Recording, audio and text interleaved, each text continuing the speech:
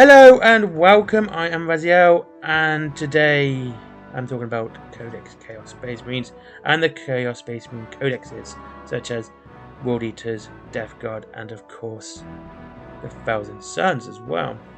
I have got a copy of all of them except the World Eaters, and all the Imperial ones except the Astro Minotaur. So those World Eater and Astro Minotaur ones I will be using for page amount only. Like I said, I finally got a copy of the Codex Chaos Space Marines, and the Chaos players have been screwed with their Codex releases and their Combat Patrol boxes too, but that's a different video altogether. They have four codices. Well, they are meant to be 4 codices because 3 of them are awfully light.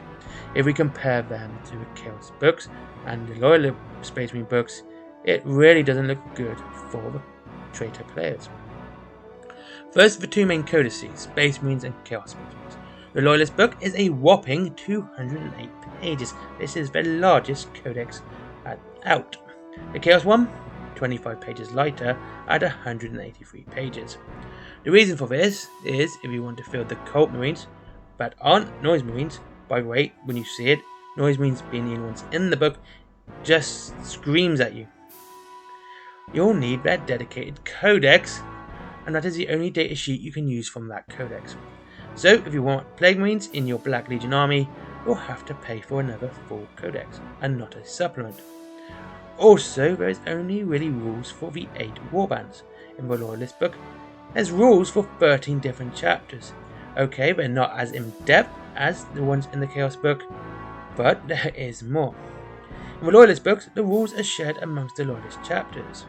These are the stratagems, relics, etc. Except for a few warlord traits and chapter tactics, where the chapters covered in the Loyalist book and Battleforged rules are 24 pages less than the Chaos one.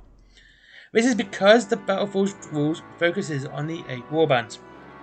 As for the number of datasheets, there is 32 of them. Well, 32 pages of them in the Chaos Space Marine Codex, compared to the 71 pages in the Loyalist book. Well, you could argue that there is, of course, the Primaris and Firstborn Marines in the Loyalist book. The Chaos book has dropped Plague Marines, Rubric, and Berserkers from the 8th edition, as well as the Demons the 8th edition had as well. So, at the moment, if we add the unique datasheets from all the other Traitor codices, these are the Space Marines ones, you would have the same amount of datasheet pages as the Loyalist book. Let's talk about the Loyalist supplements now, and the other warband codices. First, the size of the books. The Loyalist supplement's smallest page count goes to the Death Watch supplement at 64 pages, and the largest one goes to the Space Wolves one at 88 pages. The rest are all 80 pages.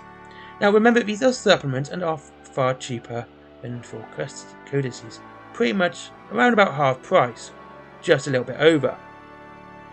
Talking of which, the Chaos ones. The biggest are there's 2 of them. It's the Thousand Suns and Death Guard, each at 95 pages. The smallest one is the World Eaters at 88 pages. But 88 pages is the same number as the Space Wolves supplement.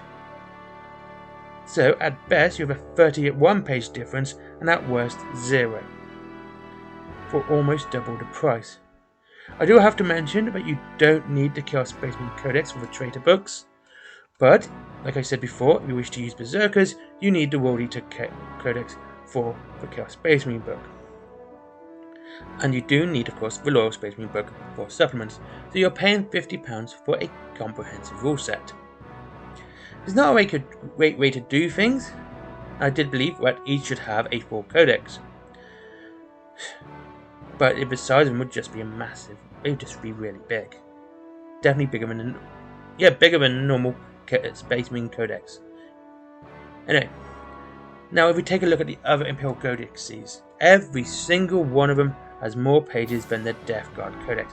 Again, these aren't supplements, these are the other ones.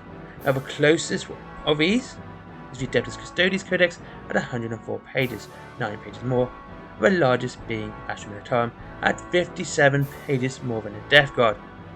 The Demon Codex has an equal page count to Astro Minotaur, and now the biggest kick is of course Chaos Knights which is 24 pages slimmer than Imperial Knights. So, from the smallest page, so what I'm going to do now is go through the codices of Chaos and Imperium, from the smallest to the largest. And that is World Eaters, Death Guard, Thousand Sons, Adeptus Custodes, Grey Knights, Chaos Knights, Adeptus Mechanicus, Adeptus Auxiliatus, Chaos Demons, Astra Militarum, Chaos Space Marines, and finally Space Marines for this one. As you can see, Chaos are on the low end of the range there. And they honestly, it's a joke. And even the books that are directly comparable to the Imperium ones win out every time. You got unique chapter codices, which is Grey Knights, which is a full codice, beats out all 3 of the Chaos books.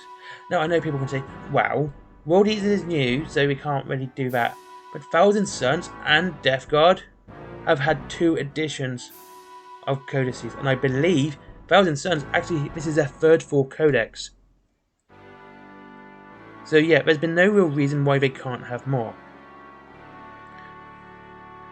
And Imperial Knights beats Chaos Knights, and of course Loyal Space Marines outstrip their Chaos counterpart. And the funny thing, even the Eldari Codex is bigger than the Chaos Space Marine book, which means the biggest bad guys of the galaxy comes in 3rd at codex size. This is a real dick measuring competition. And this is because the new Chaos Codex Space Marine book is stripped down. The 8th edition Chaos Space Marine Codex had 6 more pages of datasheets. These are 4 demon units, the 3 cult marine units, and Cardinal Betrayer. And actually I think it's more than that for the demons as well, and there might be a few more, but I'm not 100%. So, of course, the new codex was going to lose Khan due to the World Eater Codex. But the reason to remove the other units, I have no idea, as Thousand Sons and Death Guard and Demons all had codices during 8th, and their traitor marines were still included. Also, there were ways of making all the cult marines troop choices. In the new 9th edition, there are elite choices, and only elite choices. So what is the easy answer for this? It's easy, it's a PDF of their rules. And have them not lose their Legion trait, that's the other thing. They didn't... Why do they lose their Legion trait? This makes no sense. They're only losing it because they're dedicated to a certain god. Okay, only Rubric Marines are from a single Legion and are often rented out, and that's the Thousand Sons. The others can be post-heresy recruits, mercenaries, or just join up. All of these have been in different warbands. Anyway, and if you're Chaos Undivided, it would make sense to add these units to your army. But not at the expense of a whole new codex. Look, I like having varied armies, I always have done, and if I'm doing Chaos, I'm going to include Berserkers, Thousand Sons, and Plague Marines at least. Okay, I'm not a fan of Emperor's Children, but still, those I would add because they're cool looking models, and they've always been, it's nice to see a nice Chaos army, which, especially when you do Chaos Undivided, has a bit of everything in it. Anyway, thank you very much for watching, I hope you enjoyed this video.